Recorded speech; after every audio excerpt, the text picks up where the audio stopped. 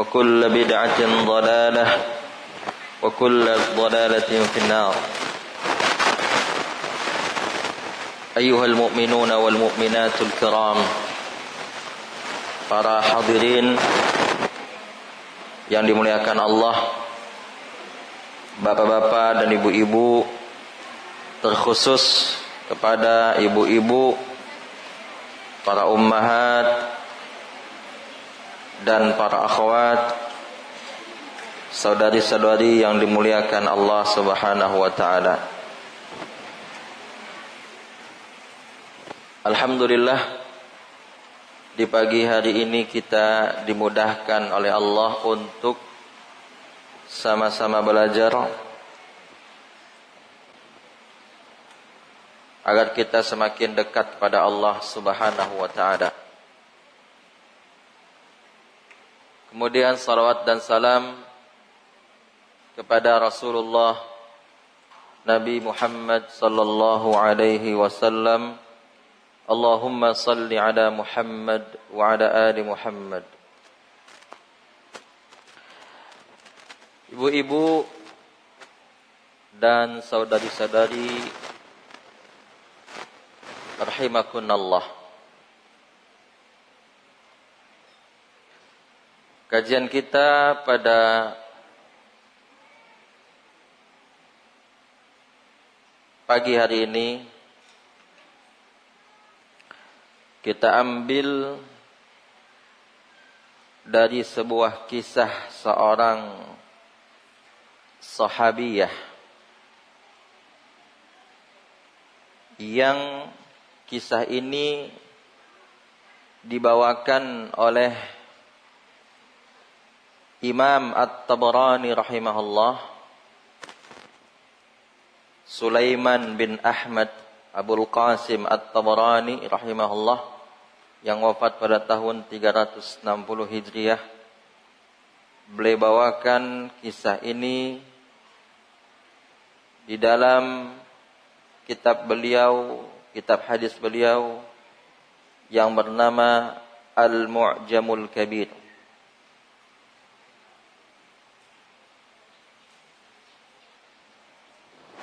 Namun sebelum kita membacakan kisah ini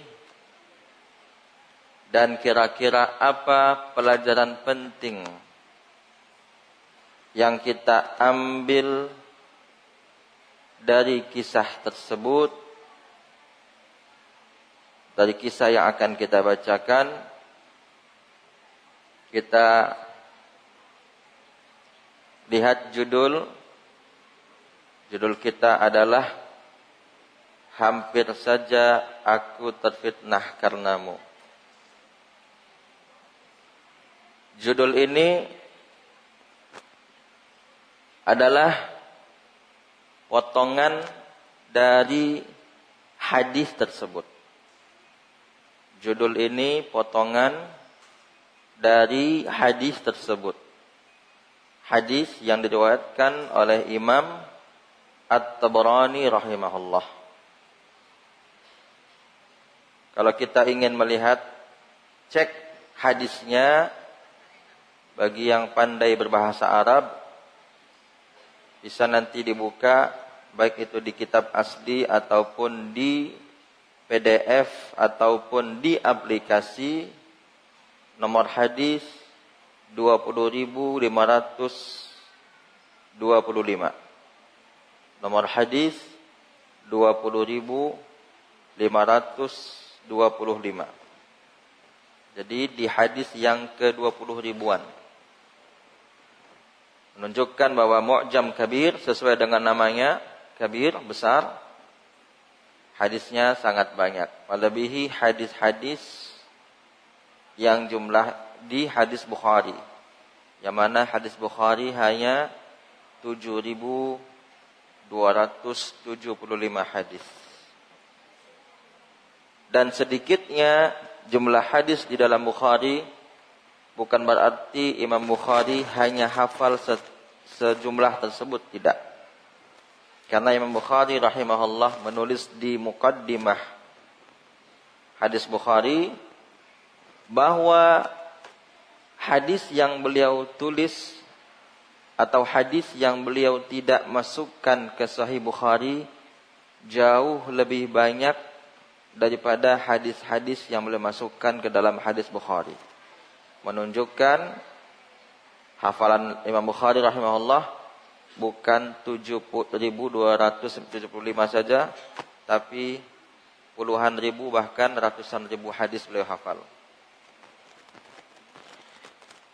Kita lihat judul, ibu-ibu dan saudari-saudari yang dimuliakan Allah, para ummahat dan akhwat. Hampir saja aku terfitnah karenamu. Di dalam bahasa Arab dan juga di dalam Al-Quran khususnya, kata fitnah itu datang dengan beraneka ragam makna. Ada puluhan lafaz makna dalam Al-Quran atau lafaz fitnah dalam Al-Quran. Kalau kita buka Al-Quran, kita hitung dari mulai surat yang pertama sampai surat yang terakhir, akan kita dapati kata fitnah dengan kata fa, ta, nun, ta marbutah itu ada sekitar 39 kali Allah sebut. Belum lagi dengan kata yuftanun dengan fi'il mudhari', kata kerja. Jadi lafaz fitnah dalam Al-Quran jumlahnya ada puluhan. Setidaknya 39 kali Allah ulang-ulang kata fitnah. Dan makna fitnah dalam Al-Quran itu berbeda-beda sesuai dengan konteks kalimat. Disebut di dalam bahasa Arab sesuai dengan siyaqul kalam.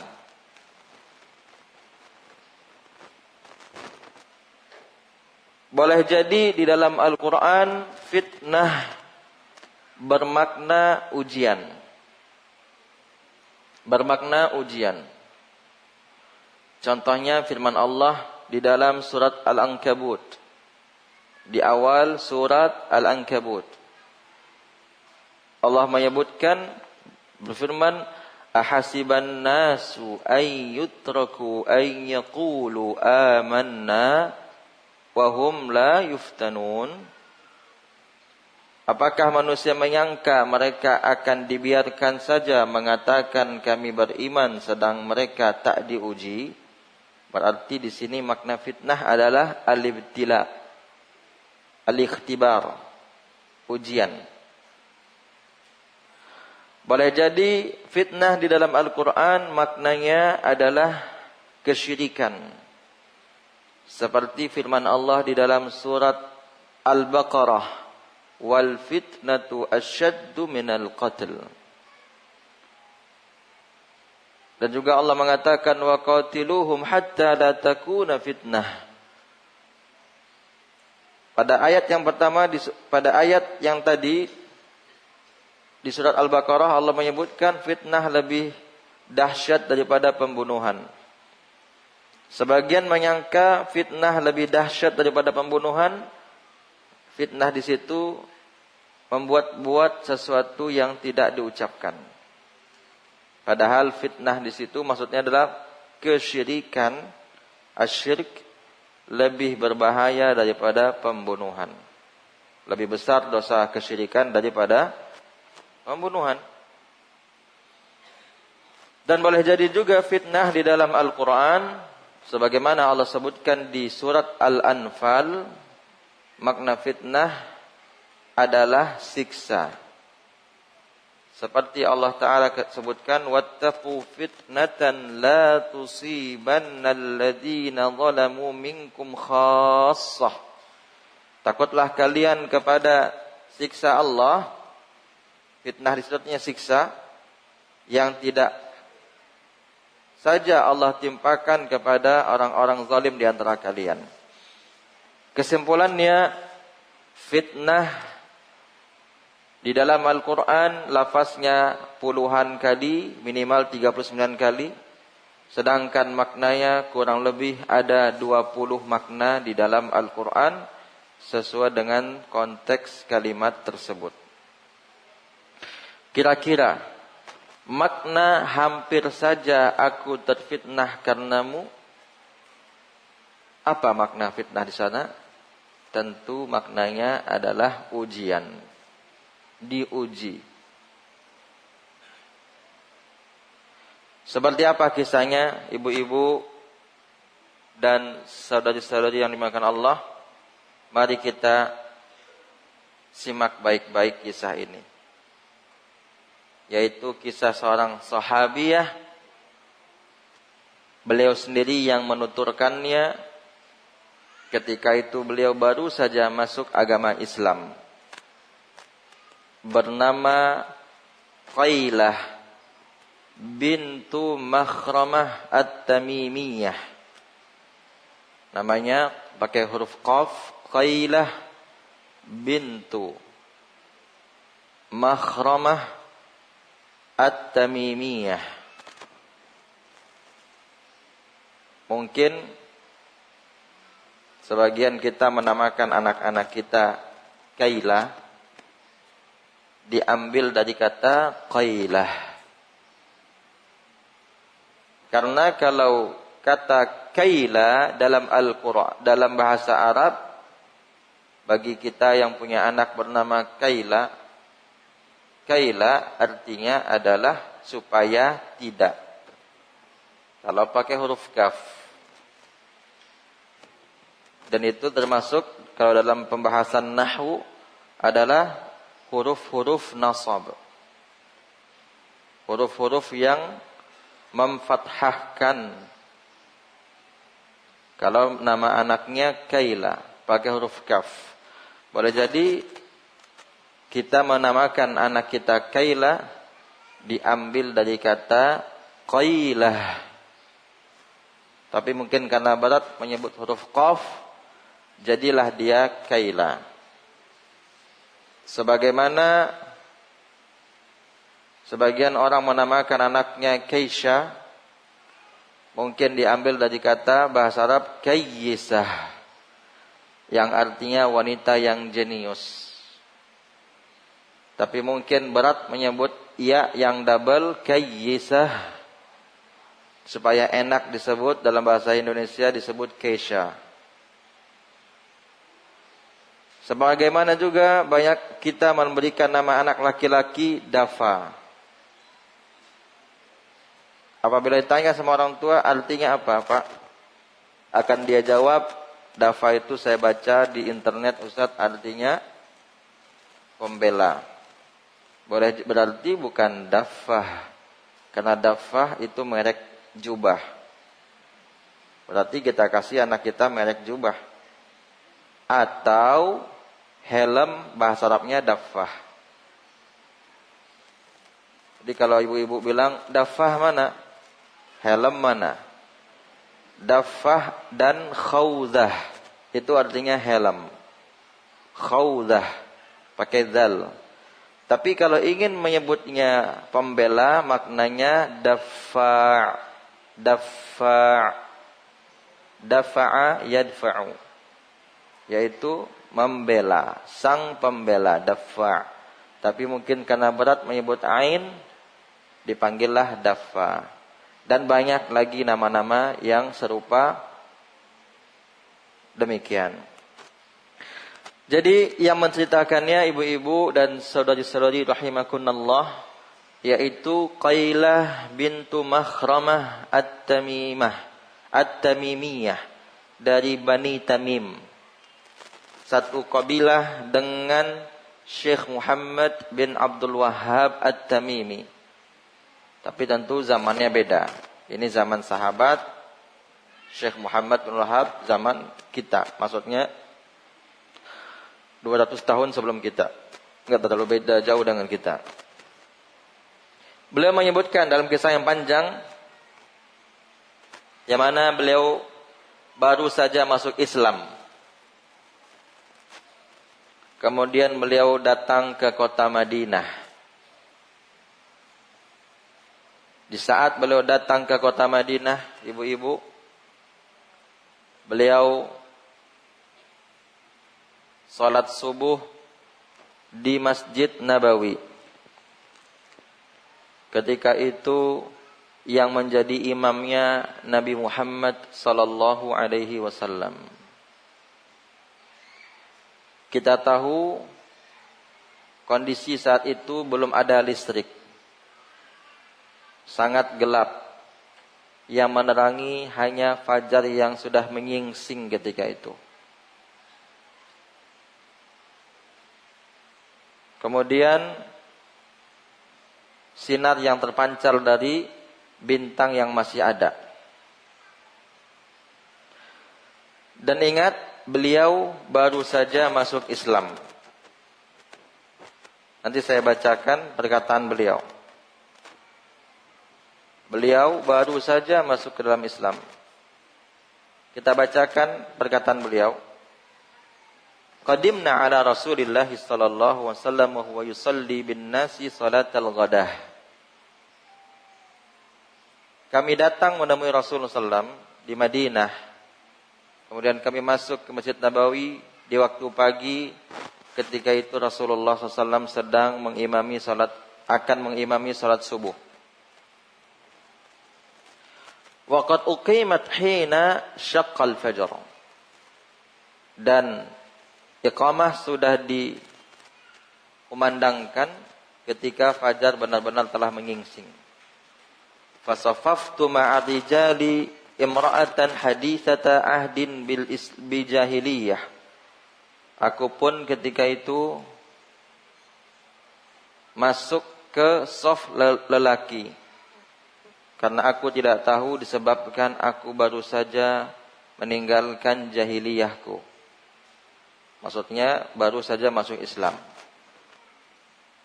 Lihat para hadirin, beliau perempuan baru masuk Islam, hari gelap ketika itu, tidak sama dengan kita sekarang, Masya Allah. Listrik belum ada ketika itu. Dan beliau tidak tahu hukumnya. Tidak tahu hukumnya. Tiba-tiba beliau berdiri di saf lelaki. Di waktu salat subuh. Kemudian kata beliau, faqala li ar-rajulu alladhi yalini minas saf. Seorang lelaki yang di sebelahku katanya bertanya kepadaku. Jadi beliau ingat baru masuk Islam, belum tahu hukum. Salat di saf lelaki. Kondisi gelap ketika itu. Tiba-tiba lelaki yang di sebelah beliau bertanya kepada beliau, imra'atun anti, apakah engkau perempuan, am rajulun, engkau ini perempuan atau laki-laki? Kenapa sahabat tersebut bertanya demikian? Karena gelap. Dan dia ragu. Dia gak bisa memastikan itu perempuan karena kondisinya gelap. Bayangkan kita hidup di zaman Nabi alaihi salatu wassalam, kondisi gelap. Atau kalau mati lampu semuanya, listrik mati di waktu subuh, tidak jelas siapa di sebelah kita. Dia tanya, imra'atun anti am rajul, engkau ini perempuan atau laki-laki? Ingin memastikan. Apa kata Qailah bintu Makhramah At-Tamimiyah, la bal imra'ah. Saya bukan laki-laki, justru saya ini perempuan katanya. Perhatikan baik-baik apa jawaban dari lelaki tadi. Tidak disebut siapa namanya. Faqala radhiyallahu anhu. Dari sini kita ambil potongan judul kita. Dari potongan hadis ini, innaki qad kitti taftinini fasalli fin nisa. Sungguh hampir saja aku terfitnah karenamu. salatlah engkau di saf perempuan. Jadi dari sini kita ambil. Bayangkan para hadirin yang dimuliakan Allah. Ini sahabat, tidak disebut siapa sahabat itu namanya. Di waktu yang gelap, di masjid Nabi sallallahu alaihi wasallam, dia salat di belakang Nabi. Di belakang Nabi alaihi salatu wasallam dia salat di Masjid Nabawi di kota Madinah. Wahyu masih turun ketika itu. Hari gelap. Tapi dia hampir terfitnah dikarenakan berdirinya wanita di samping dia. Nabi belum meninggal ketika itu. Nabi masih hidup. Bagaimana zaman sekarang ibu-ibu? Pertanyaannya. Kondisinya terang. Kemudian di mal, di pasar, bahkan di masjid. Ini saja di masjid. Yang jadi imam siapa? Yang jadi imam Nabi sallallahu alaihi wasallam. Masih bisanya beliau terfitnah. Masih bisa beliau ternyata terfitnah. Padahal di depan beliau ada Nabi Muhammad sallallahu alaihi wasallam. Ternyata masih bisa beliau terfitnah. Di Masjid Nabawi. Kondisi gelap. Enggak jelas kok. Kalaupun wanita tersebut gadiskah misalnya. Atau seperti apapun fisiknya. Tidak jelas bagi dia. Samar.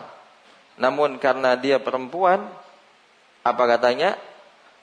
Innaki, sesungguhnya engkau hampir saja membuatku terfitnah. Atau bahasa judul kita, sesungguhnya aku hampir saja terfitnah karenamu. Apa perintah dari lelaki tadi, sahabat ini? Fasalli fin nisa. Oleh karena itu, salatlah engkau di saf-saf wanita. Kemudian apa kata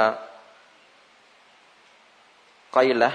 Dia ceritakan lagi, wa idza saffun minan nisa'i qad hadatha 'inda al-hujurati lam akun ra'aituhu hina dakhaltu fakuntu fihin. Ternyata saf-saf perempuan itu di dekat rumah istri Nabi sallallahu alaihi wasallam. Di tempat pintu aku masuk tadi, tapi aku tidak melihatnya. Jadi saf wanita di zaman Nabi sallallahu alaihi wasallam di belakang bagian kiri. Kalau kita menghadap ke Masjid Nabawi, menghadap kiblat di Masjid Nabawi, di sebelah kiri bagian belakang. Karena rumah istri Nabi sallallahu alaihi wasallam itu di sebelah kiri masjid semuanya, berderet. Karena istri Nabi ada 10 setelah Khadijah wafat. 10 rumah. Dan kebanyakan rumah dari 10 itu di sebelah kiri Masjid Nabi sallallahu alaihi wasallam, dan yang paling dekat dengan kiblat adalah rumah Aisyah radhiyallahu anha, yang sekarang di dalam rumah itu Nabi dikuburkan beserta Abu Bakar dan Umar ibn al-Khattab radhiyallahu anhuma.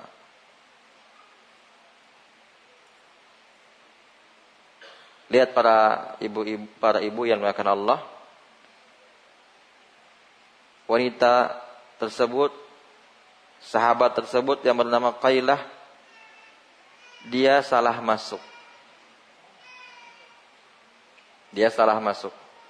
Kemudian sebelum dia tadi pergi ke saf perempuan, dia pun minta maaf kepada sahabat tersebut.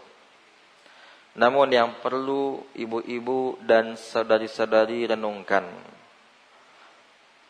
bahwa tempat yang membuat sahabat lelaki tadi terfitnah adalah tempat yang paling mulia nomor 2 di dunia, yaitu Masjid Rasulullah sallallahu alaihi wasallam.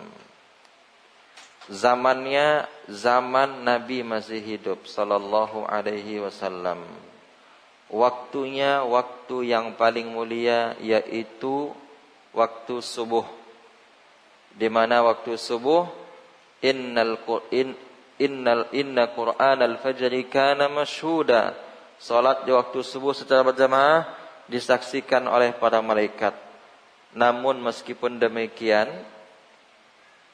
ternyata sahabat lelaki tersebut hampir saja terfitnah, sehingga dia mengatakan, innaki qad taftinini, sesungguhnya engkau, innaki qad kitti taftinini, sesungguhnya engkau hampir saja membuatku terfitnah. Inilah makna hadis Nabi, ibu-ibu yang dimuliakan Allah Subhanahu wa taala, dari Usamah bin Zaid. Usamah bin Zaid bin Harithah. Nabi punya anak angkat dahulunya, sebelum ada penghapusan istilah anak angkat, yang bernama Zaid bin Harithah. Dan Zaid bin Harithah punya anak bernama Usamah. Usamah bin Zaid mendengar Rasulullah SAW bersabda, ma taraktu fitnatan hiya adharru 'ala rijali minan nisa. Tidak pernah aku tinggalkan sesuatu ujian yang lebih berat bagi lelaki melainkan ujian perempuan.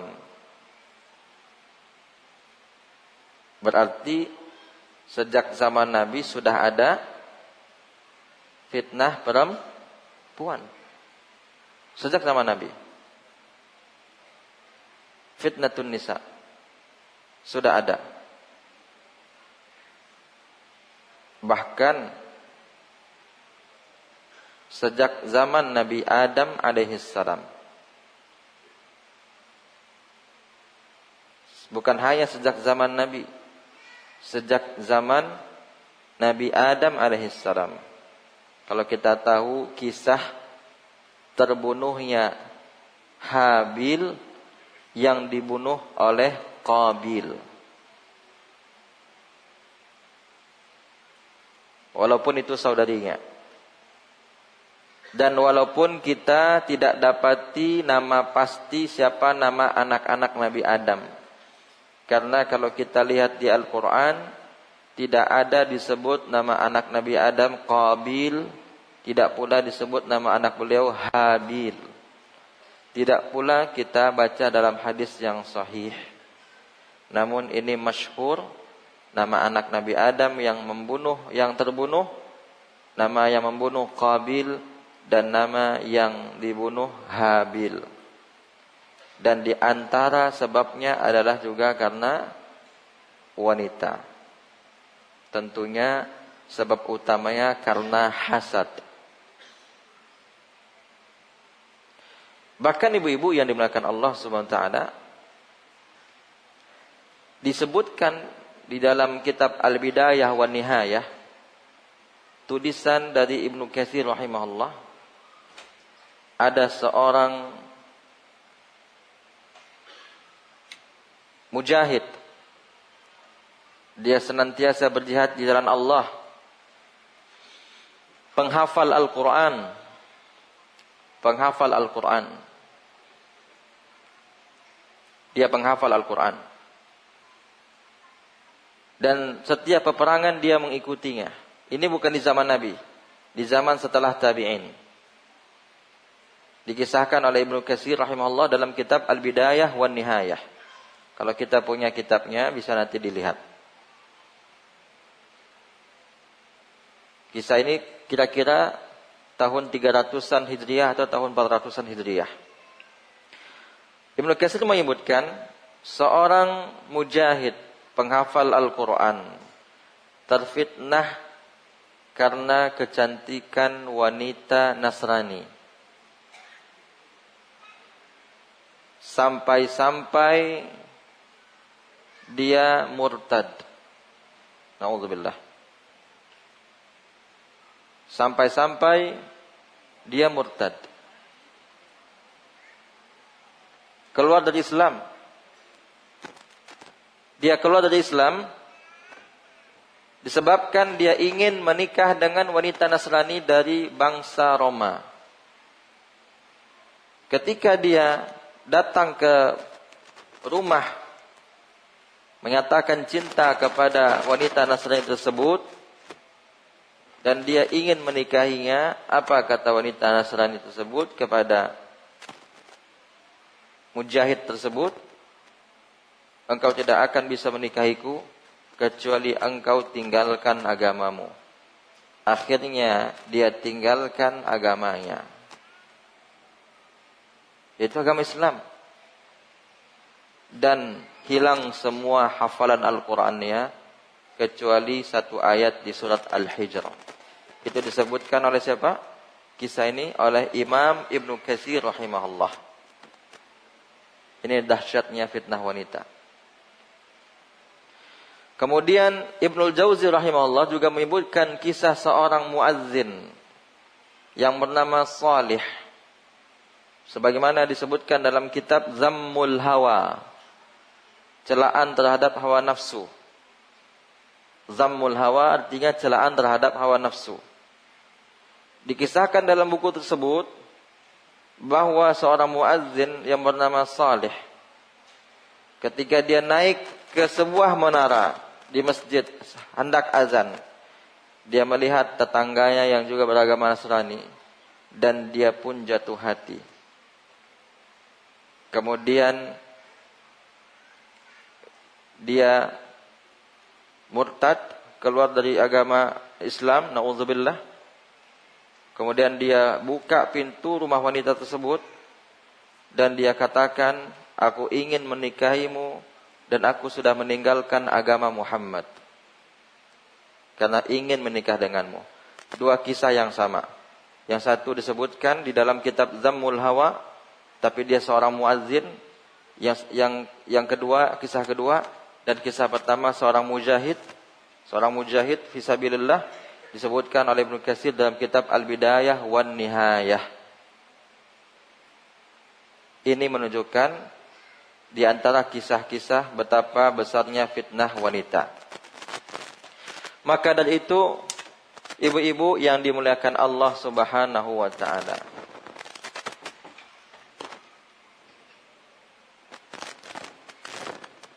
Nabi Muhammad sallallahu alaihi wasallam telah mengatur wanita yang ingin ke masjid.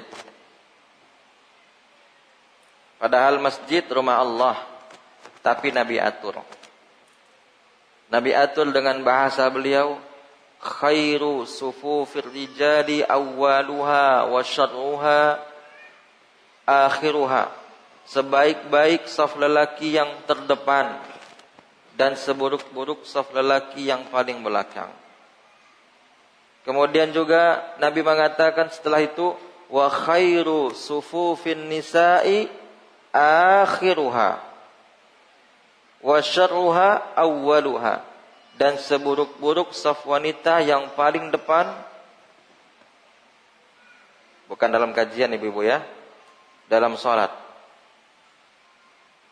Dan sebaik-baik saf wanita yang paling belakang dan seburuk-buruk saf wanita yang paling depan. Makna seburuk-buruk di sini bukan berarti dosa, tidak. Artinya semakin ke depan, semakin kurang baik. Artinya Islam, Rasulullah SAW memerintahkan kepada wanita semakin jauh dari laki-laki semakin bagus. Walaupun Nabi Muhammad SAW tidak melarang wanita datang ke masjid. Bahkan Rasulullah melarang suami-suami yang melarang istrinya ke masjid. Namun ingat ujungnya, kata Nabi SAW, la tamna'u ima Allahi masajid Allah. Janganlah wahai para suami kalian larang hamba-hamba Allah yang wanita, istri-istri kalian, salat di rumah Allah, di masjid. Jangan sampai situ baca hadisnya. Lanjutkan lagi hadisnya, masih ada. Wa buyutuhunna khairul lahunna. Rumah-rumah mereka lebih baik bagi mereka. Berarti bagi wanita agar mereka meminimalisir menjadi sebab yang boleh jadi terfitnahnya lelaki, bukan kita sedang mendiskreditkan wanita, sedang menyalahkan wanita, tidak. Karena ibu kita wanita, istri kita wanita, saudari kita wanita, anak gadis kita pun juga wanita. Tidak mungkin seorang lelaki yang paham agama mencela wanita, karena dia lahir dari rahim seorang wanita. Tetapi yang perlu diingat oleh para wanita, bagaimana hendaknya mereka meminimalisir, bahkan tidak menjadi penyebab tersebarnya fitnah, tersebarnya ujian bagi lelaki. Maka dari itu, walaupun Nabi tidak melarang wanita sholat di masjid, tetapi Nabi SAW menyebutkan wa buyutuhunna khairul lahun, rumah-rumah mereka lebih baik bagi mereka. Sehingga seorang sahabat yang bernama Ummu Humaid As-Sa'idiyah, dia datang kepada Nabi sallallahu alaihi wasallam, dia mengatakan, "Ya Rasulullah, inni uhibbu an usalliya ma'aka fi masjidika hadza." Wahai Rasulullah, aku ingin sekali salat bersamamu di masjidmu ini. Bukankah itu harapan banyak ibu-ibu? Ingin salat di masjid. Ibu-ibu kita di kampung, ete-ete kita di kampung, semangat Masya Allah, mereka ingin salat di masjid. Apakah Nabi larang? Nabi hanya menyebutkan keutamaan salat rumah. Lihat bagaimana lembutnya Nabi Muhammad sallallahu alaihi wasallam. Apa kata Nabi? Qad alimtu annaki tuhibbina as-salata ma'i. Sungguh aku tahu engkau suka salat bersamaku di masjid ini. Wa salatuki fi baitiki khairun laki min salatiki fi hujratik. Kata Nabi alaihi salatu wassalam, salatnya engkau di dalam rumah engkau lebih baik daripada engkau salat di musalla yang ada di rumahmu. Kalau ada seorang punya musalla di rumahnya, di dalam rumahnya dia salat, itu lebih baik daripada salat di musalla rumahnya. Semakin ke dalam semakin baik. Kemudian apalagi kata Nabi SAW, wa salatuki fi hujratiki khairun min salatiki fi darik. Dan salatnya engkau di dalam kamarmu lebih baik daripada engkau salat di rumahmu, di ruang tengah rumah kita. Bagi ibu-ibu. Kemudian apalagi kata Nabi, wa salatuki fi dariki khairun laki min salatiki fi masjidi hadza. Salatnya engkau di musalla rumahmu lebih baik daripada engkau salat di masjidku ini. Nabi alaihissalam mengatakan keutamaan salat di rumah untuk para wanita. Mengapa Nabi sebutkan itu, ibu-ibu? Agar wanita meminimalisirkan menjadi penyebab fitnah bagi laki-laki. Dan juga di zaman Nabi SAW, sebagaimana disebutkan oleh Ummu Salamah, istri dari Nabi SAW yang bernama Hindun. Ummu Salamah namanya Hindun.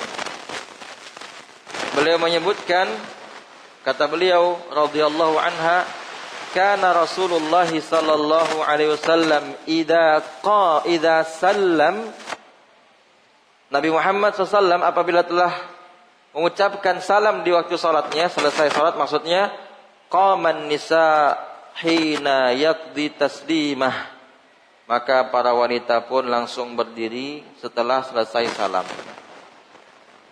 Jadi Nabi Muhammad SAW setelah selesai sholat, yaitu dengan salam beliau, ibu-ibu di zaman itu, para wanita di zaman itu, para sahabiat di zaman itu langsung berdiri. Wa yamkusu huwa fi maqamihi yasira qabla an yaqum. Dan setelah berdiri wanita, setelah pergi wanita, Nabi Muhammad duduk sejenak di tempat beliau sholat. Kemudian baru beliau berdiri. Jadi supaya wanita tidak membuat fitnah di zaman itu, mereka apabila sholat di masjid, mereka lebih dulu keluar di waktu salam. Karena laki-laki akan sholat sunnah mungkin, atau akan ada pengajaran di sana, atau akan ada ta'lim. Seperti itu para sahabiat apabila sholat di masjid. Mengapa mereka demikian? Padahal mereka sholat di masjid.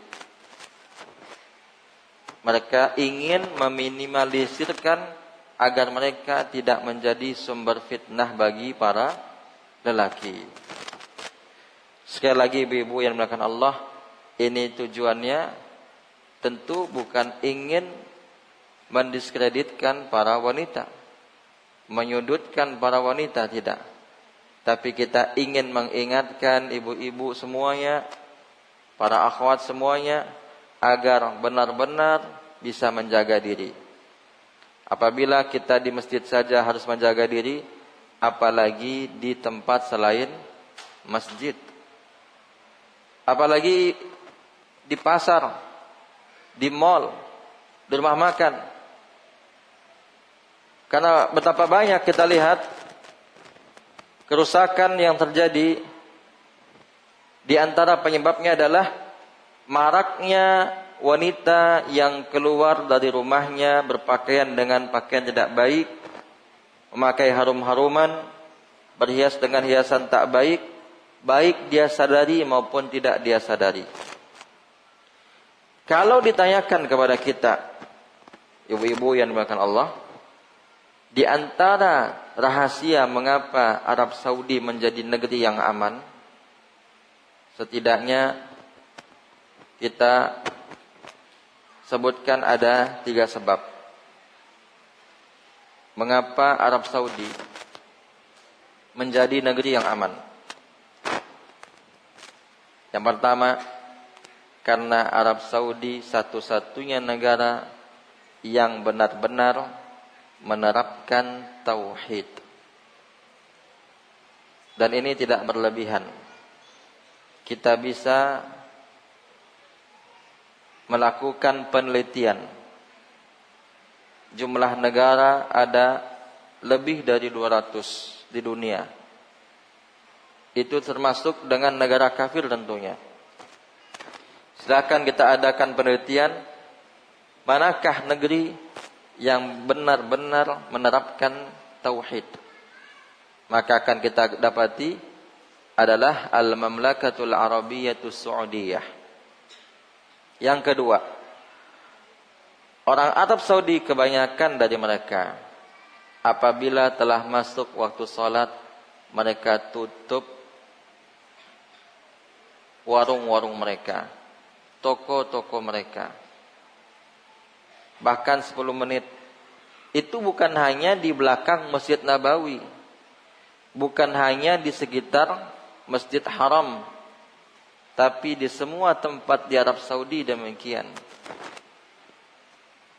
Karena ada di situ polisi syariah.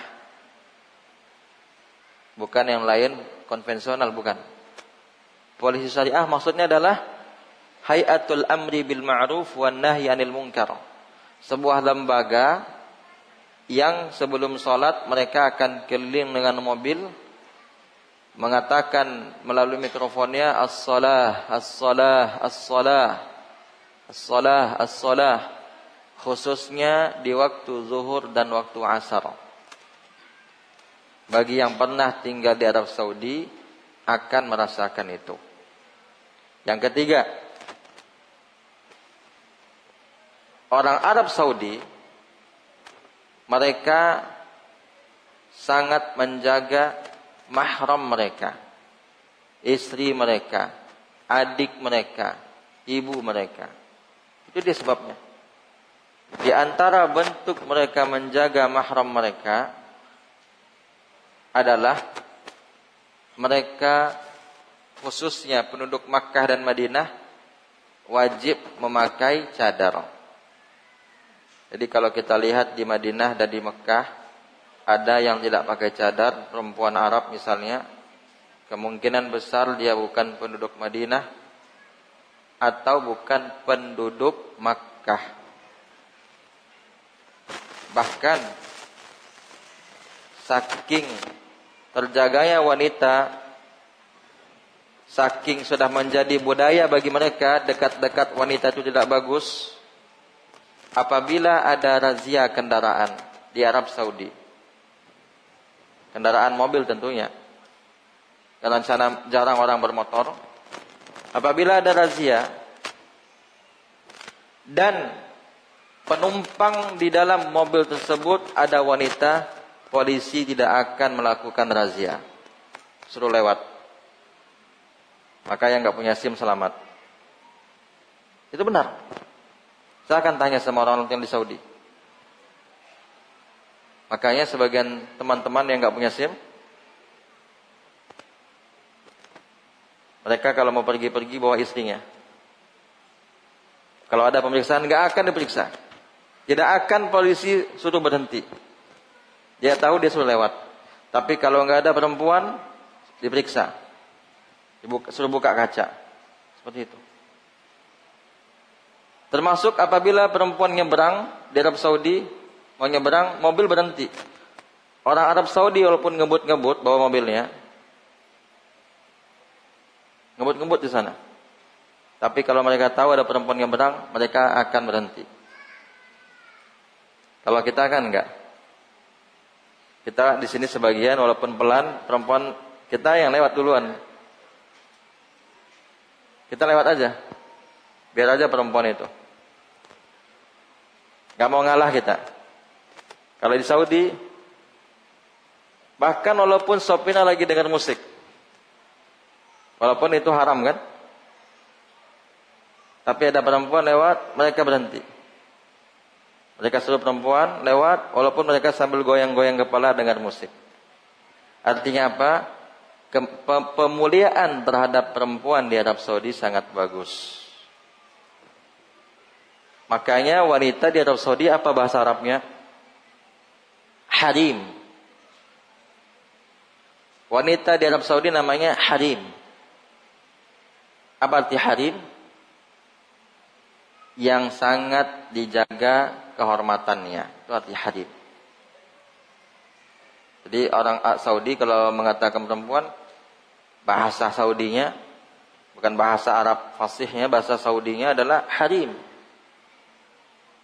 Harim. Dari kata hurmah. Dan sudah jadi bahasa kita. Hurmah. Apa bahasa kitanya? Hormat. Betul? Ini bukan cocok logi. Karena banyak sekali bahasa Indonesia diserap dari bahasa Arab. Termasuk tadi hormat diambil dari kata hurmah. Dan wanita yang dijaga kehormatannya, orang yang dijaga kehormatannya disebut dengan harim. Oleh karenanya ibu-ibu yang dimuliakan Allah Subhanahu wa taala, hendaknya ibu-ibu dan para akhwat mengkaji buku yang sangat bagus. Kalau bisa dirutinkan kajian itu. Karena di antara penyebab agar kita bisa meminimalisir fitnah yang terjadi bagi lelaki, yang itu datang disebabkan wanita, setelah kita belajar Al-Quran, belajar Sunnah, dan belajar kitab-kitab ulama. Di antara buku yang sangat bagus dibaca oleh para wanita dan juga oleh kita sebagai laki-laki, supaya kita menjaga istri-istri kita, anak perempuan kita, bacalah buku yang berjudul Hirasatul Fadilah. Terjemahannya menjaga kemuliaan wanita. Ditulis oleh murid senior Syekh bin Muhammad bin Shalih Al-Utsaimin yang bernama Syekh Bakar Abu Zaid rahimahullah, yang menulis kitab Hilyah Talibil Ilmi. Hilyah Talibil Ilmi, penulisnya bernama Syekh Bakar Abu Zaid rahimahullah. Beliau punya kitab yang sangat bagus, bagaimana perempuan hendaknya dalam menjaga dirinya. Beliau sebutkan dalam buku beliau yang sangat bagus, tidak tebal bukunya, berjudul Hirasatul Fadilah. Mungkin terjemahannya kalau ada yang menjual, berjudul Menjaga Kemuliaan Wanita. Dan juga bagi para wanita hendaknya bertakwa kepada Allah. Jangan sampai mereka menjadi penyebab utama tersebarnya fitnah. Maka itu di antara faidah baca zikir pagi dan sore ibu-ibu, itu membentengi ibu-ibu. Ibu-ibu apabila rajin baca zikir pagi dan sore, insya Allah akan terjaga dirinya. Di antara zikir pagi dan sore yang kita baca, yang di dalamnya ada makna dari penjagaan diri adalah Allahumma inni as'alukal afiyata fid dunya wal akhirah. Allahumma inni as'alukal afwa wal afiyata fi dini wa dunyaya wa ahli wa mali. Allahumma astur awrati wa amin rawati. Allahumma ihfazni min baini yadayya wa min khalfi wa an yamini wa an shimali wa min fawqi wa a'udzu bika an ugtala min tahti. Ini zikir ibu-ibu yang dimuliakan Allah, sangat bagus untuk menjaga diri ibu-ibu. Siapa yang baca di pagi hari akan terjaga dirinya hingga waktu sore. Dan siapa yang membaca di waktu sore akan terjaga sampai waktu pagi. Di mana lafaz penjagaan itu? Pada kata Allahumma astur aurati wa amin rawati. Allahumma ihfazni min baini yadayya sampai akhir. Yang itu harus dibaca. Kalau ingin kita menjaga diri kita agar tidak menjadi sumber fitnah bagi lelaki. Kemudian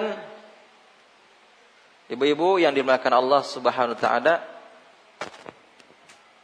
di antara cara agar tidak menjadi sumber fitnah bagi para lelaki, tentunya banyak membaca kandungan tafsir surat Al-Ahzab.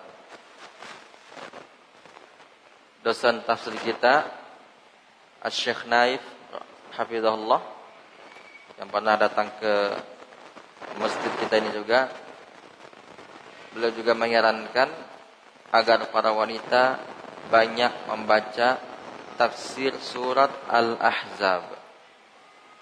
Kenapa surat Al-Ahzab? Karena di sana banyak diajarkan adab-adab bagi para wanita.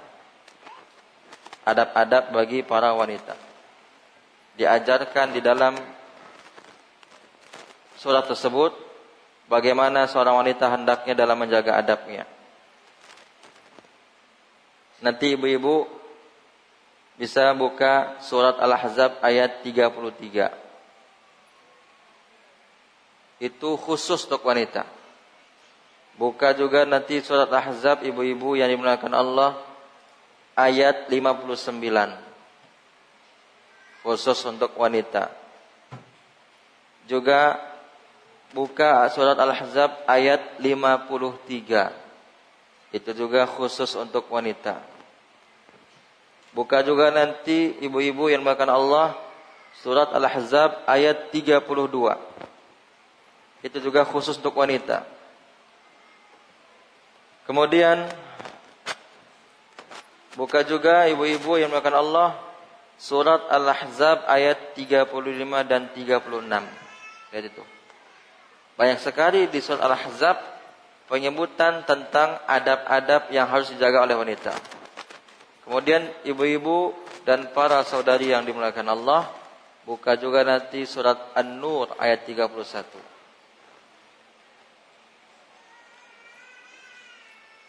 Buka juga surat An-Nisa ayat 34. Kemudian ibu-ibu, ini penting juga, buka surat Al-Qasas 23 sampai 25. Kenapa Al-Qasas? Di dalam surat Al-Qasas ayat 23 tersebut, ibu-ibu bisa belajar malu dari anak Nabi Syuaib. Belajar sifat malu dari dua orang putri Nabi Syuaib. Apa kata Allah? Faja'athu ihdahuma 'ala istihya. Salah seorang dari dua putri Nabi Syuaib, kata Allah, datang kepada Musa 'ala istihya, dalam keadaan malu-malu. Nggak bagak doh. Bukan bagak dia datangnya. Bukan dia datang seperti gentleman. Dia perempuan. Dia datang dengan malu-malu. Nanti buka di surat Al-Qasas 23. Baca tafsirannya. Baca tafsir As-Sa'di. Kalau tafsir Ibnu Katsir itu cukup berat tafsirnya. Ibu-ibu semuanya, kalau ingin baca ayat-ayat tadi, usahakan baca tafsir As-Sa'di juga, supaya kita bisa merenungkan. Kemudian, ibu-ibu, para saudari yang dimuliakan Allah, buka surat An-Nisa 27 dan renungkan. Apa kata Allah Ta'ala? Wallahu yuridu an yatuba 'alaikum. Allah ingin sekali kalian bertobat kepada Allah. Wallahu yuridu an yatuba 'alaikum. Allah ingin sekali menerima taubat kalian, mengampuni dosa-dosa kalian, kata Allah. Baik itu laki-laki maupun perempuan. Tetapi bagaimana orang-orang yang ingin mengajak kepada syahwat? Wa yuridul ladzina yattabi'una syahawati an tamilu mailan 'azima. Sedangkan orang-orang yang senantiasa mengajak kepada syahwat, ingin sekali kalian itu semuanya condong kepada syahwat. Ayat ini, surat An-Nisa ayat 27, itu diletakkan di awal halaman buku Hirasatul Fadilah tadi. Ayat tersebut, surat An-Nisa 27, diletakkan di halaman pertama. Biasanya kan kalau halaman pertama buku itu kan kosong kan? Putih bersih halamannya. Diletakkan di halaman pertama, di tengah-tengahnya ayat ini. Wallahu yuridu an yatuba 'alaikum wa yuridu alladhina yattabi'una asy-syahawati an tamilu mailan 'azima. Allah ingin menerima taubat kalian, akan tetapi kata Allah, orang-orang yang condong kepada syahwat, mengajak kalian agar condong juga kepada syahwat dan jauh dari Allah sejauh-jauhnya. Maka di antara program planning orang-orang Yahudi ibu-ibu adalah merusak para wanita, merusak Islam melalui wanita. Merusak Islam melalui wanita. Maka jangan sampai kita menjadi bagian dari perusak agama kita. Oleh karenanya, belajarlah agama yang baik. Kita semua, para suami, para istri, dan para suami, bapak-bapak, Masya Allah, ini bapak-bapak yang soleh, istrinya ngaji diantar, ditemani. Masya Allah. Kita ucapkan kepada bapak-bapak, jazakumullah khairan. Dan juga bapak-bapak mungkin yang tidak sempat mengantar, kita berbaik sangka ada kegiatan yang tidak mungkin bisa ditinggalkan. Jadi semuanya baik, asalkan dia mengizinkan istrinya untuk pergi belajar. Dan para wanita menjaga diri, belajarnya pun jangan sampai juga menjadi salah satu penyebab tersebarnya fitnah.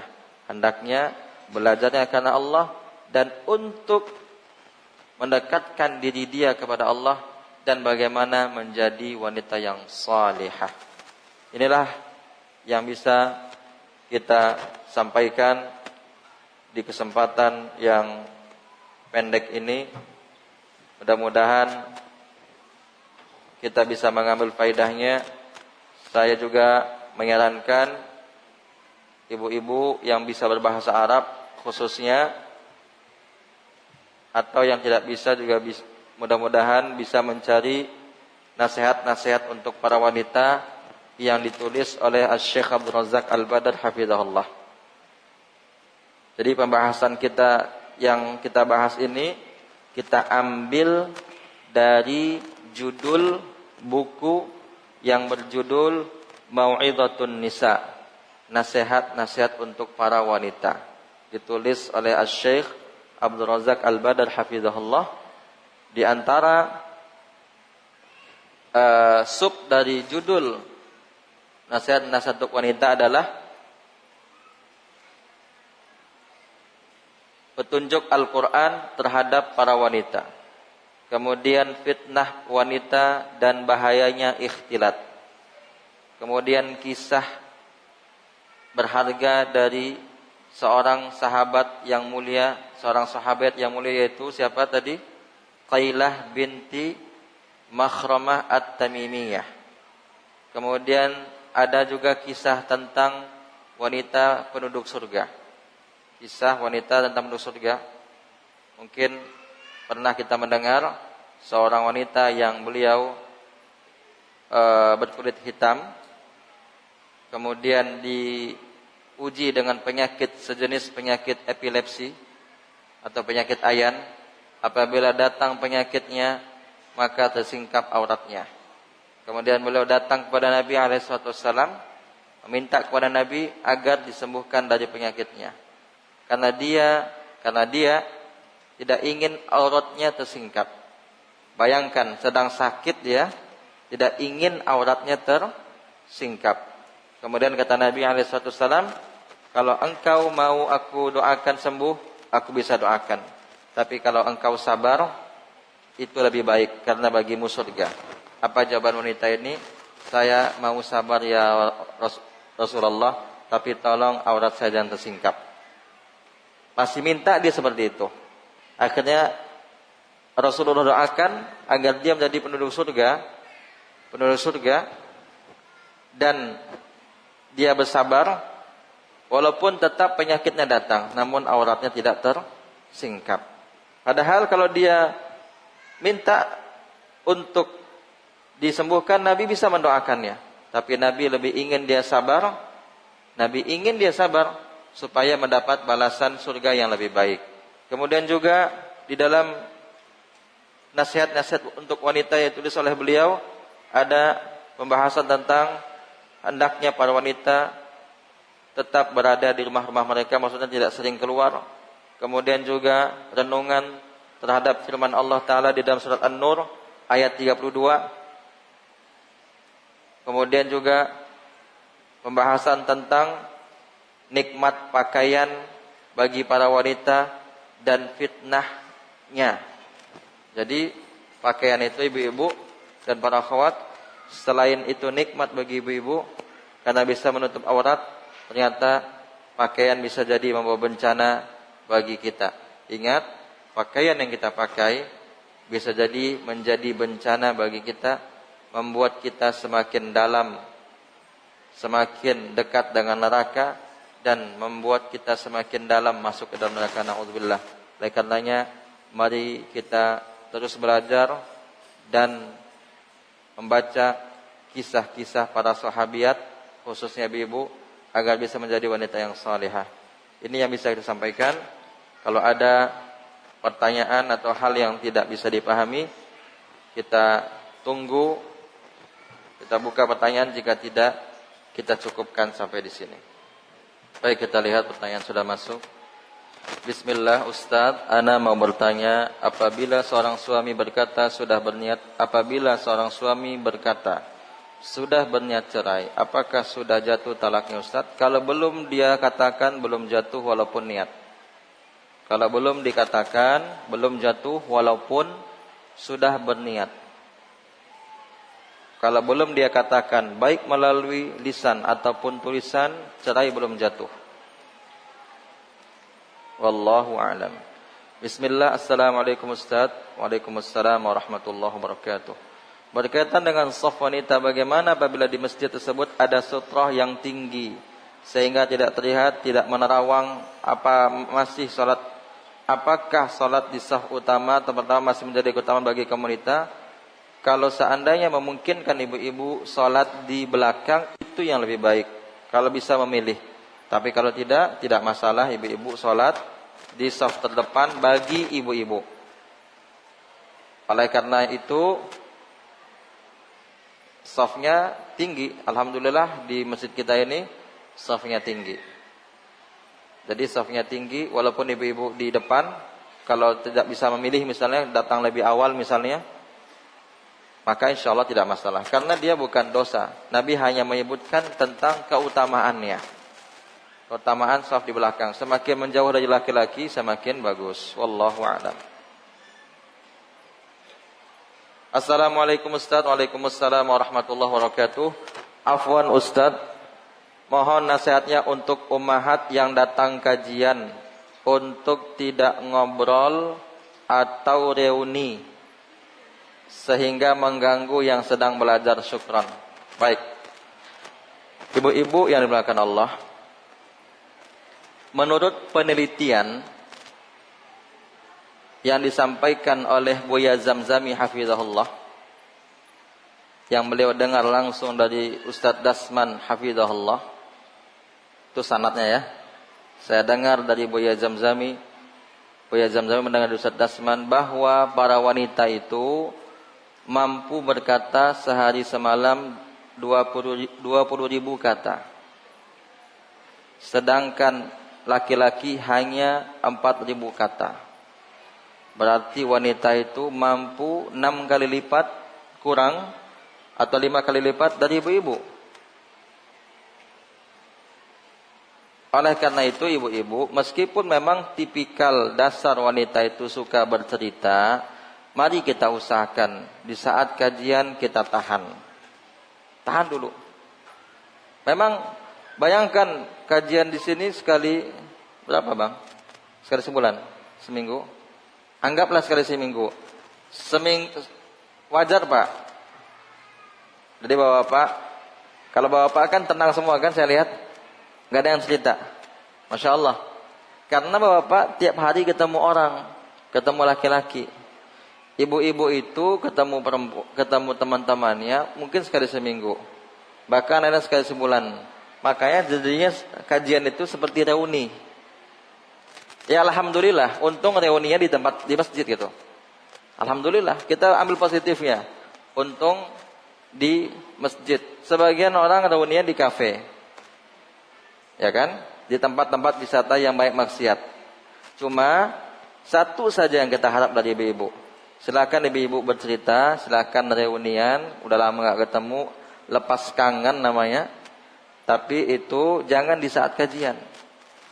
Kita menghargai ilmu, memuliakan ilmu. Makanya sekarang banyak pondok-pondok pesantren mengajarkan kitab Khulasah Ta'zimil Ilmi yang ditulis oleh Syekh Shalih Al-Utsaimin hafizahullah. Kesimpulan dari buku memuliakan ilmu. Karena kata para ulama, man la yukrimul ilma la yukrimuhul ilmu. Siapa yang tidak bisa memuliakan ilmu, ilmu tidak akan memuliakan dia. Jadi kalau ibu ingin dimuliakan ilmu, ibu-ibu, para akhwat semuanya, hendaknya sabar. Jangan bercerita. Nanti setelah kajian ini kita insya Allah mungkin 5 menit 10 menit lagi berhenti. Silakan ibu-ibu cerita sampai surat azan zuhur, enggak apa-apa. Dan ibu bapak jangan capek lah pulang, capek. Kok banyak kerja di rumah kok. Biarkan, Pak. Bapak bisa cerita di sini, bisa murojaah Quran di sini, biarkan ibu-ibu cerita. Jangan kita renggut kebahagiaannya. Allah lah apa-apa di rumah ndak namu ada cerita ibu-ibu, ibu-ibu pun dilarang berkumpul sama mereka. Biarkan aja. Selama mereka berkumpul dengan para ummahat yang sudah ngaji, khususnya biarkan aja bagus. Dan saya juga ingin mengingatkan ibu-ibu yang sudah pakai cadar, jangan duduk sama yang sudah pakai cadar saja. Duduk juga lah dengan yang belum pakai cadar. Karena saya mendengar langsung dari seorang suami, dia bilang, istri saya Ustadz belum pakai cadar. Trauma datang ke kajian karena beberapa ummahat oknum ya, duduknya dengan yang sudah pakai cadar saja. Itu nggak boleh. Ini bukan di Padang ya, di sebuah kota. Bukan di Padang, tapi masih di Sumbar juga. Jadi akhirnya istrinya nggak pernah datang kajian. Biasanya dia bawa kajian, tapi setelah kajian istrinya sendiri aja. Karena di masjid itu 90% lebih ummahatnya sudah pakai cadar. Bahkan kalaupun ada wanita yang muslimah, dia muslimah, datang pakai levis, celana levis. Kerudungnya masih belum benar. Atau mungkin gak pakai kerudung, pinjam mukena masjid, biarkan aja. Anggap kita gak tahu, taghaful. Itu sifat yang paling bagus, taghaful. Anggap kita itu gak lihat. Jangan perhatikan. Jadi kalau nanti ada ummahat datang ke kajian, bukan hanya di Al-Hakim, dimanapun, ibu-ibu para muslimah datang dia, penampilannya belum baik, belum syar'i, kita anggap kita gak tahu itu. Jangan mata kita batangkai. Cek orang Minang. Semuanya mata tertuju sama dia. Kan kasihan dia. Dia punya perasaan juga. Bayangkan ibu-ibu dulu awal-awal mengaji, kalau digitukan orang gimana rasanya. Seperti itulah orang-orang yang baru ngaji sekarang. Jadi mari kita jaga hal demikian. Mudah-mudahan di sini tidak ada. Ustaz, bagaimana proses wanita menjadi fitnah bagi laki-laki? Prosesnya, kalau yang dimaksud dengan proses seperti apa, caranya, tentu itu tergantung. Proses yang pertama itu dari pakaian. Di dalam kitab itu, dalam kitab yang saya sebutkan tadi, Hirasatul Fadilah, tulisan Syekh Bakar Abu Zaid rahimahullah, beliau menyebut hijab itu ada 2. Ada berapa hijab? 2. Yang pertama namanya al-libas, pakaian. Yang kedua nama hijab itu al-bait, rumah. Dan beliau sebut khairu al-hijabi al-bait. Sebaik-baik hijab adalah rumah. Sekarang ada wanita akhwat, saya ingin mengajak kita berpikir semua. Dia pakai cadar, tapi pagi keluar, siang keluar, sore keluar, malam keluar. Dan itu bukan pada hal yang hajat syar'i. Kira-kira mana paling bagus? Ada dengan wanita yang tidak pakai cadar tapi di rumah aja. Mana paling bagus? Yang paling bagus yang kedua. Dan yang ketiga lebih bagus lagi. Sudahlah pakai cadar tapi jarang sekali keluar. Jarang sekali keluar. Kalaupun dia harus keluar, diantar suaminya. Mudah-mudahan suaminya bisa, alhamdulillah. Kalau dia mau pulang lagi ke rumahnya, dijemput sama suaminya. Itu yang paling bagus. Jadi prosesnya wanita itu menjadi fitnah, boleh jadi karena dia pakaiannya belum baik. Pasti itu. Pasti. Atau pakaiannya sudah baik namun sering dia keluar.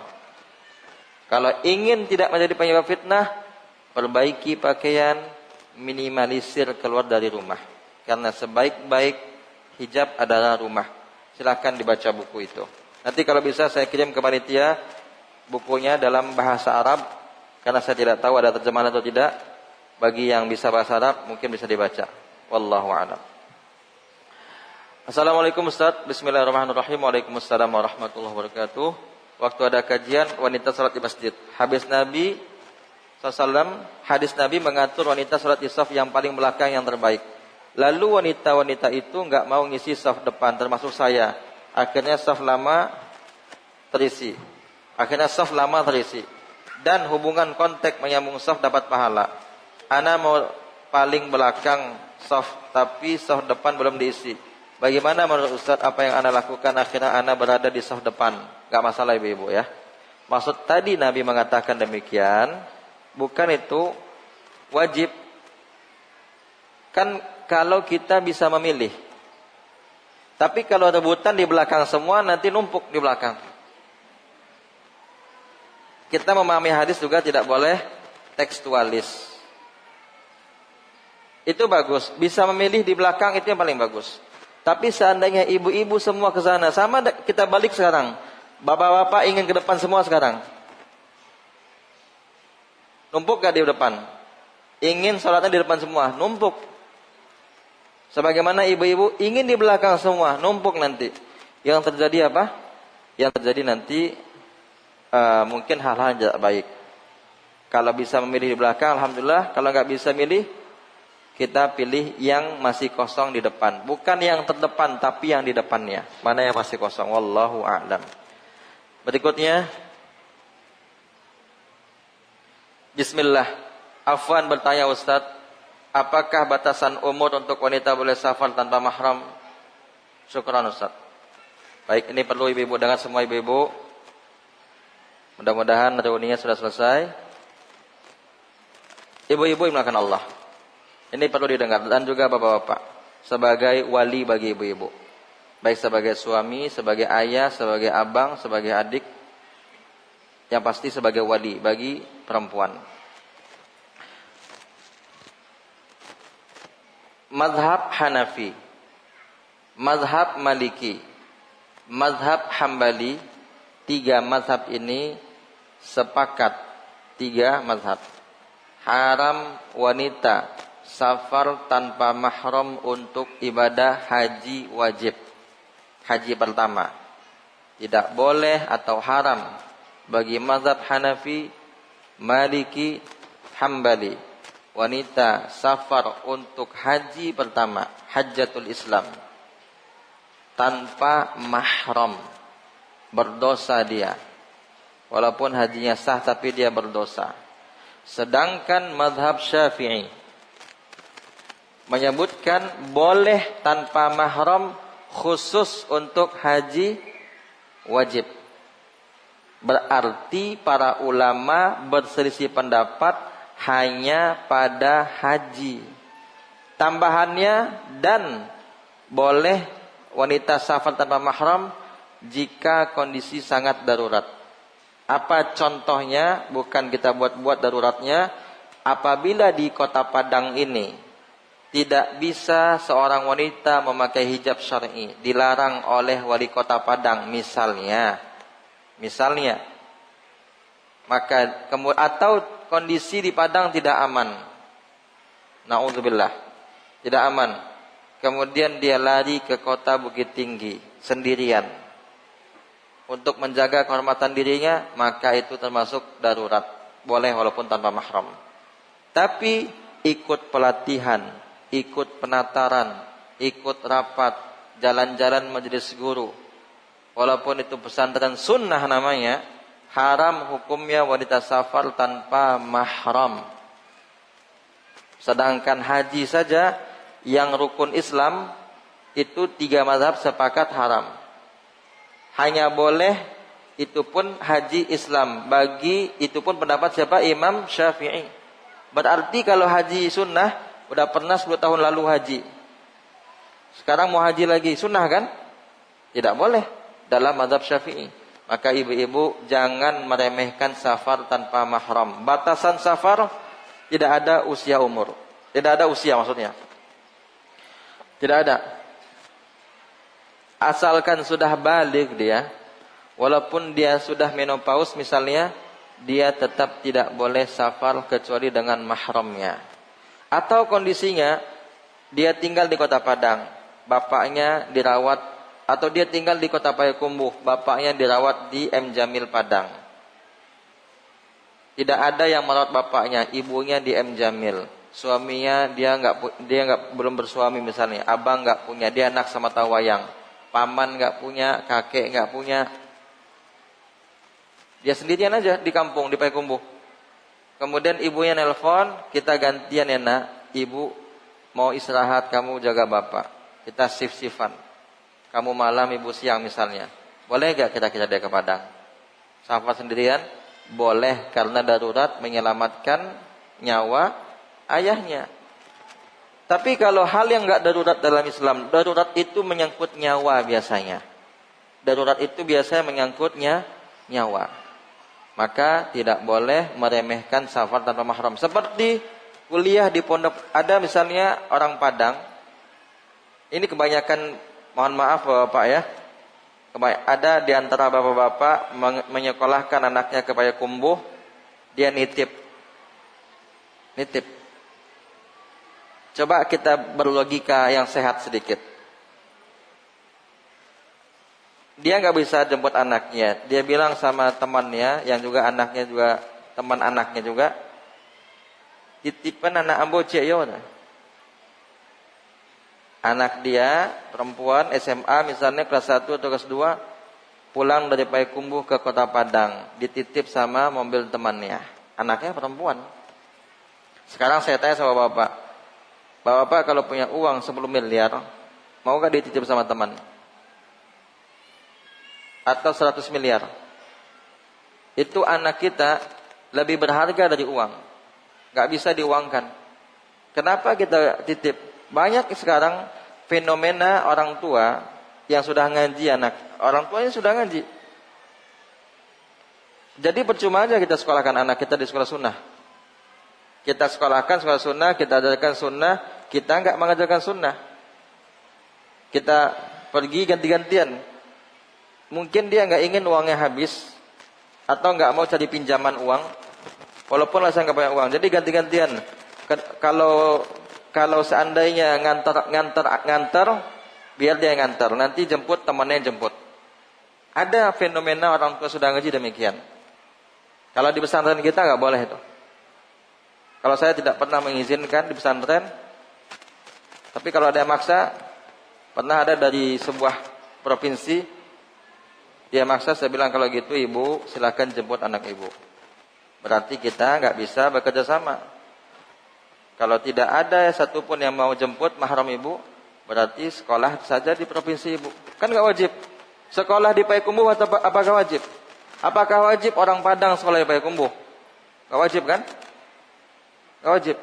Jangan dipaksa. Kalau seandainya nggak ada mahram, jangan dipaksa sekolah jauh-jauh. Sekolah di tempat yang ada mahram, gampang kok. Orang Payakumbuh pun demikian. Kalau ingin kuliah, jangan dipaksa kuliah di Padang, tapi nggak mau antar, nggak mau jemput. Kuliah di Payakumbuh banyak tempat kuliah. Ini namanya maksa. Kita nggak mampu mengantarnya, menjemputnya, mencari kos yang aman. Nah itu dia. Carikan kos yang aman, wisma, tempat tinggal yang aman. Nggak mampu kita, nggak boleh kita sekolahkan anak kita jauh-jauh. Kalau ingin sekolahkan anak kita jauh-jauh, pastikan aman. Jadi kesimpulannya, tidak ada batasan umur bagi wanita yang akan safar tanpa mahram. Tidak boleh. Wallahu alam. 3 lagi setelah itu kita tutup. Ustaz, kenapa sesama wanita terkadang memakai cadar Ustaz? Kan kita butuh saling mengenal. Nah, itu ibu-ibu buka cadarnya ibu-ibu. Kalau enggak ada CCTV kan boleh dibuka. Saya selalu bilang sama istri saya juga, kalau pergi ikut sama saya ngaji, buka cadar supaya ibu-ibu kenal, apalagi di masjid umum. Dan istri saya dan juga ibu-ibu pasti merasakan, kalau kita kenalan sama orang, nutup muka kan nggak enak. Tapi cobalah buka muka, bukan muka dibuka ya. cadarnya dibuka, pasti enak. Apalagi ibu-ibu yang sudah tua, ibu-ibu yang belum mengaji misalnya, ibu-ibu kita, orang tua kita. Mereka kalau lihat wanita bercadar agak khawatir, mereka bincang-bincang. Apalagi sekarang zamannya laki-laki pakai cadar. Jangan-jangan laki-laki kan? Jadi buka cadar. Kalau tinggi hijabnya buka cadar. Kalau rendah jangan buka. Kayak sekarang ini tinggi, insya Allah nggak kelihatan sama laki-laki. Buka cadar ibu-ibu, supaya saling mengenal. Jangan kita malu-malu, buka aja. Bahkan kalau di negeri Arab, di kelas-kelas, menurut penuturan keluarga saya, istri saya, para syekhah, para ustazah, buka jilbab bahkan, dan itu boleh kan? Sebagaimana nanti di pesantren, tinggi hijabnya, tidak ada laki-laki masuk sama sekali. Tinggi, temboknya tinggi, 3 meter atau lebih. Bagus. Dibuka jilbab kan nggak masalah. Mungkin di kita aneh, kalau ada ustazah ngajak Quran buka jilbab, aneh kan? Dia pakai baju yang sopan, baju biasa sopan, tapi dia buka jilbab, aneh. Di Saudi biasa itu. Kan gak dosa. Apakah kita bilang gak beradab ustazahnya, masa gak pakai? Kan sesama perempuan. Sesama perempuan. Tidak ada masalah. Tidak ada masalah. Yang harusnya ketat, kita baru ketat. Yang jangan ketat, jangan kita ketat-ketatkan. Orang dibalik. Saya lihat banyak sekarang orang membalikkan. Yang harusnya dia lapang, dia ketatkan dalam permasalahan. Harusnya dia ketatkan, dia lapangkan. Ini namanya tidak pertengahan. Pertengahan itu mana yang lapang, lapangkan. Mana yang, misalnya nih, tangan nggak boleh kelihatan. Tangan nggak boleh kelihatan. Sekarang banyak, mohon maaf, TV-TV sunnah katanya memvideokan tangan perempuan. Mana boleh itu? Tidak boleh. Bertakwalah wahai para kameramen. Bertakwalah wahai para kameramen. Dan para pemilik pondok pesantren yang mengekspos santriwati mereka. Tidak boleh ekspos santriwati.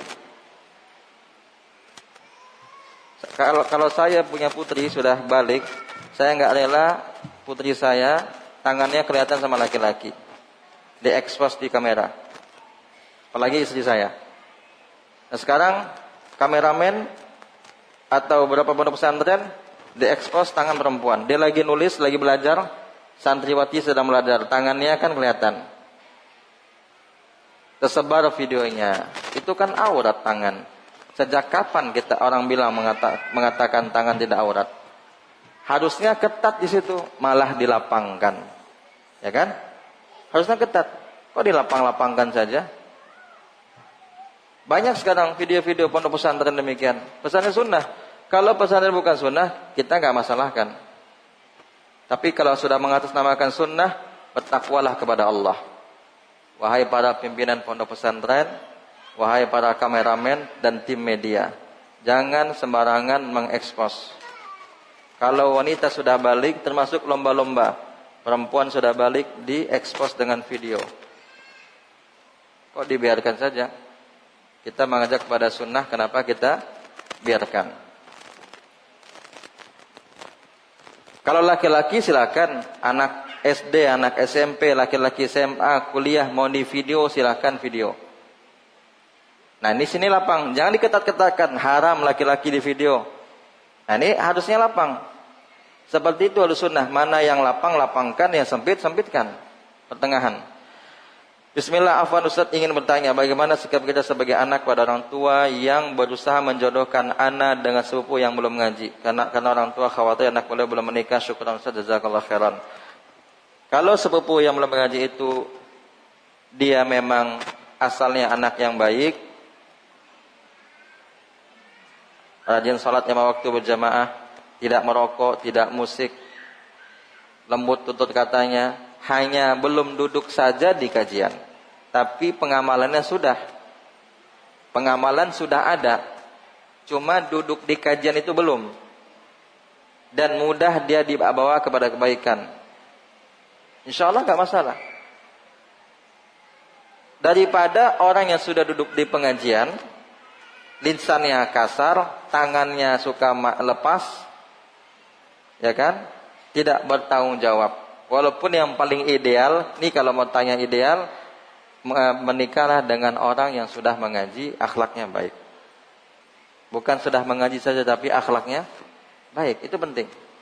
Tapi kalau saya pribadi, kalau disuruh pilih mana Ustadz? Ini ikhwan belum mengaji, tapi akhlaknya baik, sholat 5 waktu rajin, merokok tidak, musik tidak, pergaulannya terjaga, nggak suka keluran sama teman-teman. Ini ikhwan ya, tapi dia belum ngaji. Saya akan pilih dia. Saya akan pilih ikhwan seperti itu, walaupun dia belum ngaji. Daripada mohon maaf, ikhwan yang sudah ngaji katanya duduk di pengajian, sudah berjenggot, pakai jubah Masya Allah, lisannya kasar, kemudian tidak bagus muamalah sama orang, dan lain-lain. Kita pilih yang pertama.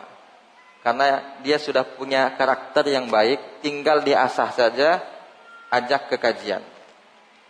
Asalkan dia belum dengar kajian-kajian yang tidak baik. 2 lagi. Bismillah, assalamualaikum warahmatullahi wabarakatuh. Waalaikumsalam warahmatullahi wabarakatuh. Ustaz, afwan ana izin bertanya, ana tinggal di sebuah rumah Quran, di sana diwajibkan untuk sholat ke masjid maghrib dan subuh. Bagaimana itu Ustaz? Ini enggak boleh. Tidak boleh mewajibkan yang tidak wajib dan menyunnahkan yang wajib. Yang sunnah, bahkan bagi perempuan jangankan wajib, sampai ke tingkat sunnah saja tidak. Sunnah wanita sholat masjid. Pernah dengar itu bapak-bapak? Belum pernah kan? Disunnahkan wanita sholat di masjid. Tidak ada. Nah sekarang diwajibkan, gak boleh. Gak boleh. Sampaikan kepada penanggung jawab rumah Quran tersebut agar dia konsultasi kepada seorang ustadz. Jangan dia ambil kebijakan yang tidak berdasarkan Al-Quran dan As-Sunnah. Wallahu a'lam. 2, di rumah Quran itu juga ada ikhwan, karena ada program dari rumah Qurannya masak bersama dan dibagikan ke orang yang membutuhkan. Ada ikhdat di sana. Bagaimana seharusnya anak Ustaz? Syukran jazilan. Kalau demikian, jaga diri kita lebih bagus daripada kita bertahan di sana. Kalau demikian adanya, lebih bagus selamatkan diri kita keluar dari tempat tersebut. Apalagi ada ikhwan. Kalau maksudnya masak bersama dengan ikhwan, nah ini yang sangat menyedihkan. Tapi kalau masak bersama perempuan, bagi-bagi ke tetangga itu bagus. Yang bagi-bagi perempuan, bagi ke ibu-ibu, bagus gak? Akhwat, bercadar, Masya Allah, tertutup semuanya, tidak kelihatan kecuali satu mata untuk lihat jalan, sebagaimana kata Ibnu Abbas. Kemudian dia masak sesama akhwat, dia bagi makanan ke ibu-ibu, itu bagus. Tapi kalau maksudnya akhwat dengan ikhwan masak bareng-bareng, ikhwan yang nganterin, yang hidupkan apinya, akhwat yang ngacau gulainya, nah ini nggak boleh. Ini nggak boleh. Karena gini Bapak Ibu, ini penting. Setan itu sangat baik, sangat terstruktur langkah-langkahnya. Setelah kita nggak suka ikhtilat di lingkungan kampus umum, diujinya sekarang ikhtilat di pesantren sunnah. Betul nggak? Kita nggak setuju ikhtilat di kampus umum, itu bagus kan?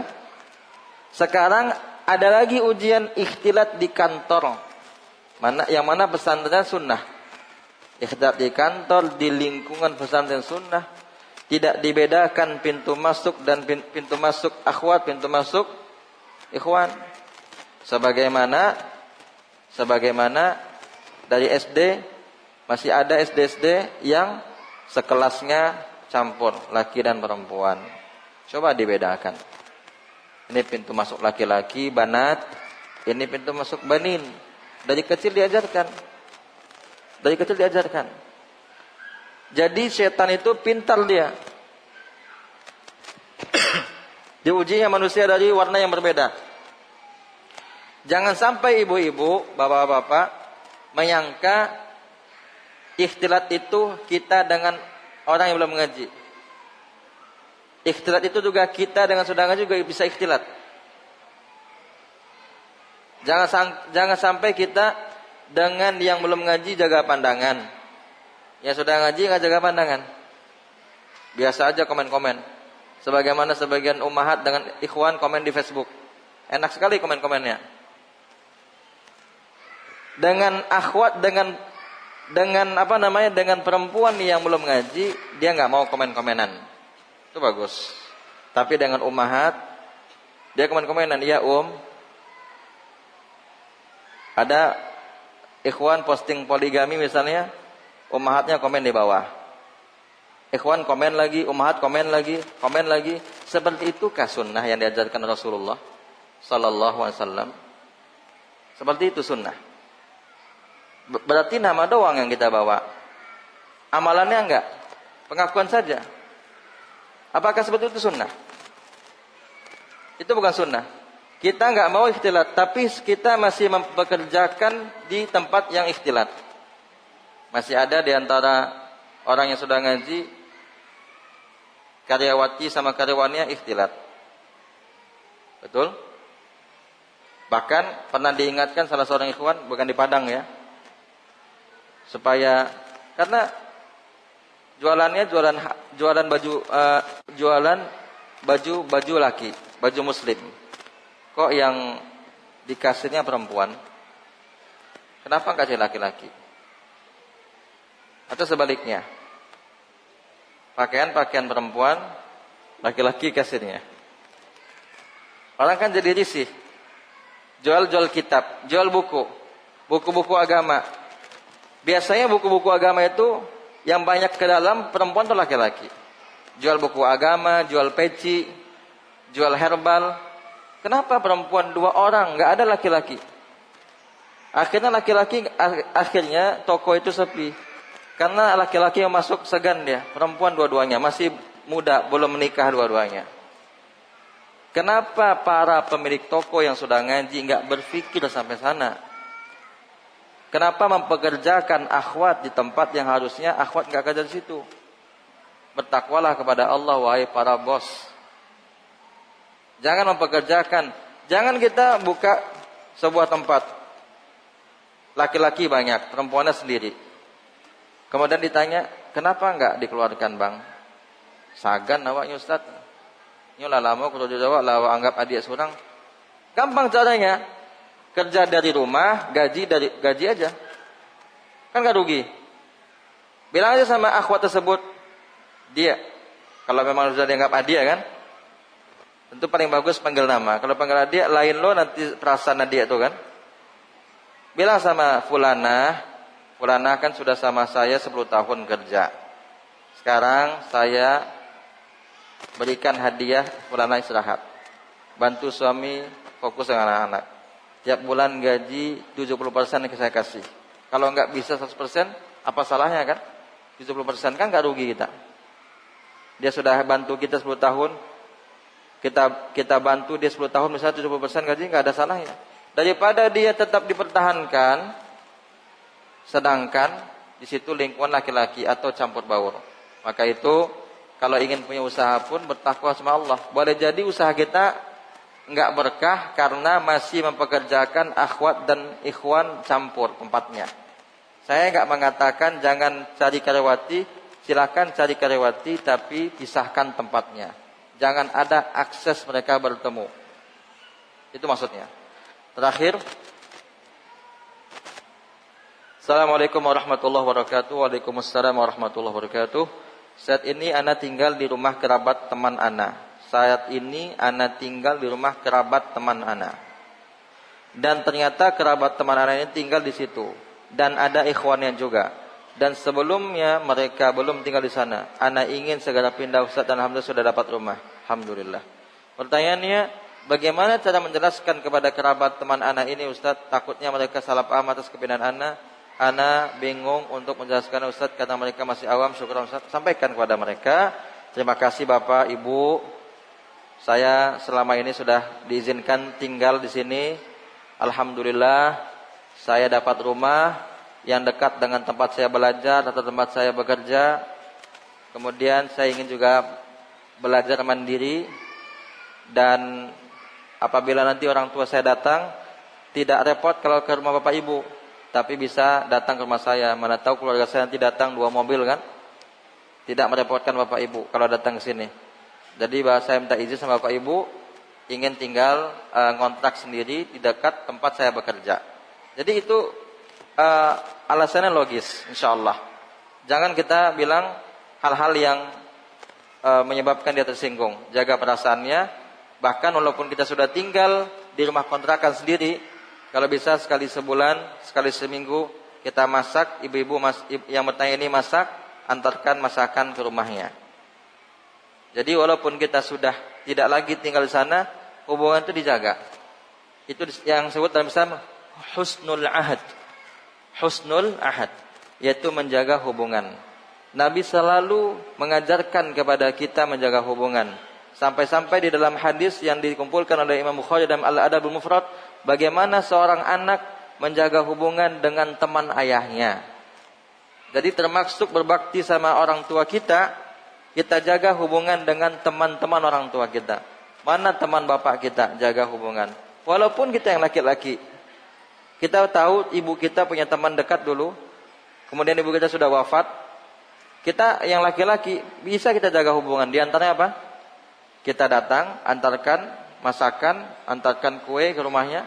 Walaupun sekali sebulan atau walaupun minimal sekali setahun ketika hari raya Idul Fitri. Tapi itu perlu kita jaga. Mudah-mudahan bermanfaat. Terima kasih atas perhatian Bapak Ibu, khususnya Ibu-ibu semua. Dan mohon maaf saya sudah mengambil waktu Ibu untuk reuni. Harusnya Ibu lebih lama reuniannya. Jadinya terambil karena pertanyaan dan jawaban. InsyaAllah ada waktu 30 menit ibu-ibu menjelang azan. Silakan ibu-ibu reunian, cerita-cerita, dan bapak-bapak tolong jangan dilarang. Biarkan Pak, sampai sholat zuhur biarkan saja. Jangan bapak sasaan juo. Capeklah pulang. Jangan sasaan juo. Ini saja. Subhanaka Allahumma bihamdik, asyhadu an la ilaha illa ant, astaghfiruka wa atubu ilaik. Wassalamualaikum warahmatullahi wabarakatuh.